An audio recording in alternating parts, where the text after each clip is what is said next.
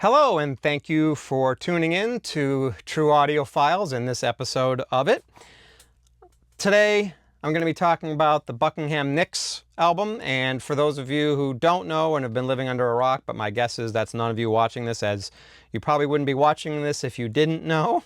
Buckingham Nicks album has finally, after 40 plus years, actually almost 50 years, actually over 50 years I think, has finally been reissued, and they've made several different versions of this. I know that there are some regular standard Rhino releases that I believe were cut by Chris Bellman, and then there is the High Fidelity version cut by Kevin Gray. All of them have been cut from the original analog master tapes. These were pressed at Optimal and are in the special, 180 gram vinyl, and also have the tip-on jackets, higher quality jackets, although not a huge fan of them because they're very hard to get the records into. But regardless, we've got this copy of it, and I also have an original, which is right here. It's definitely, I'm assuming first pressing, because I don't know if they made more than one pressing of this at the time, but got this first or early pressing of it as well. So I want to kind of go over what I do on these shootouts for those of you who haven't watched any of them. What I first do is I listen to the reissue, in this case the Rhino High Fidelity, listen to it all the way through, and then I try to determine what song or songs make the most sense to listen back to as an A-B comparison. I also make sure that when I do playback for A-B comparison that I level match them so they have the same volume level, or at least nearly identical volume level when I play them back, so I don't play any favorites when doing this. In this case, I basically just stuck with the first track, Crying in the Rain. I believe it's Crying in the Rain, right? Oh, sorry, Crying in the Night. Anyway, sorry.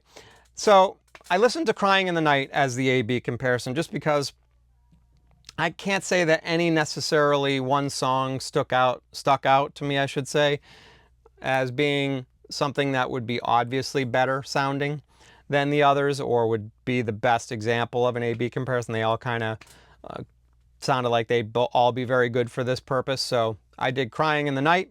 And so I'll start off with talking about the reissue.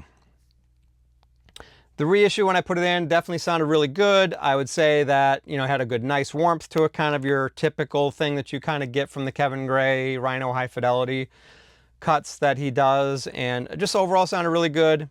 Sounded like it had a good balance, good, decent amount of bass, decent amount of treble, pretty well balanced, as Kevin Gray cuts typically tend to be.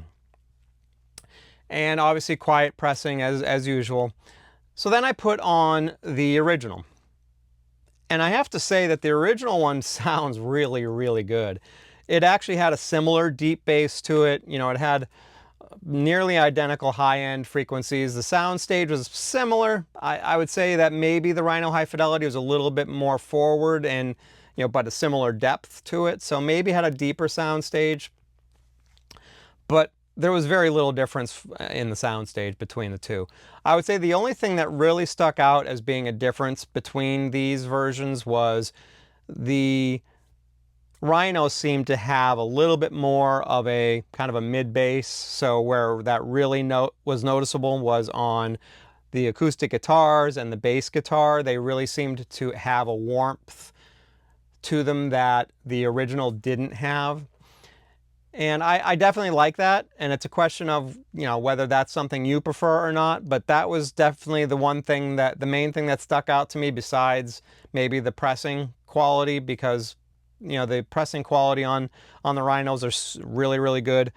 The original one was very good too, and mine had a few scuffs on it, but I don't think those really affect the pressing, sound of the pressing itself. And the pressing itself was maybe a smidge louder from a surface noise perspective, but otherwise pretty similar. So overall, I would say, the original is really, really good, but I think that the originals probably cost as much or more than the Rhino High Fidelity.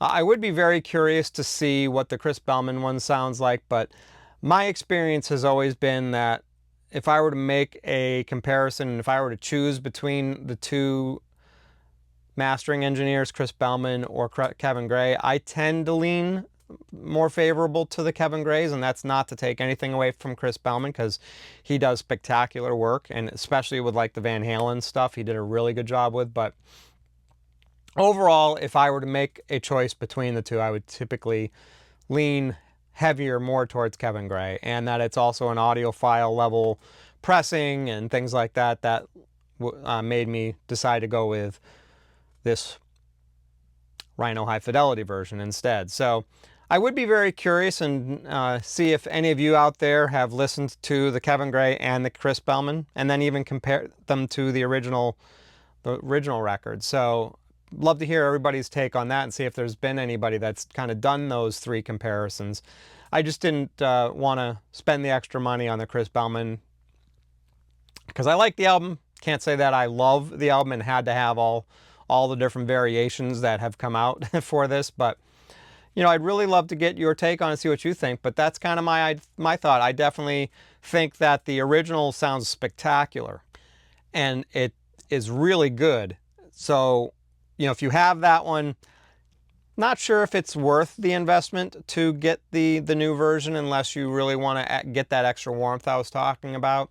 And, you know, if you have a little bit more noise than you like on your copy of it, then maybe it would make sense to kind of jump to this newer version. But other than that, if you have the original, I'm not sure there's much of a reason to jump. But I would say that this Rhino High Fidelity sounds spectacular, and it's definitely something that if you don't already have a version of it, it makes sense. And I think that's probably cheaper than a good quality first pressing, you know, one that's in really good shape. So it's worth that investment in that sense. So anyway, that is everything I have about this. I would love to hear your take on it. Again, have any of you out there compared the Chris Bellman and Kevin Gray and the early pressing? And if you have, would love to hear your take on that and see what you think is better.